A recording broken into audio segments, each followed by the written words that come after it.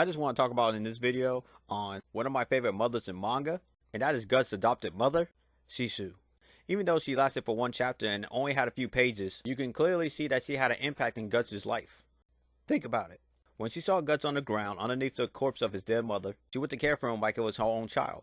Even when Gambito tried to separate her from him, she just wouldn't let him go.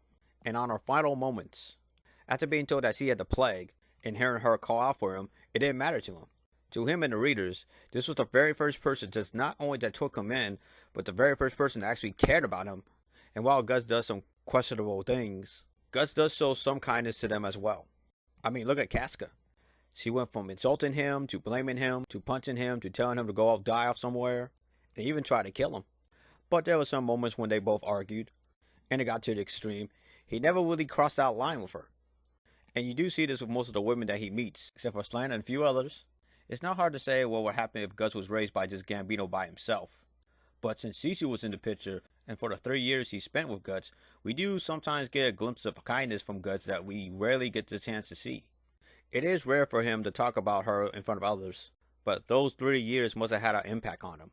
What I didn't like about the 1997 anime and the movies is that they didn't really show the impact she had on him.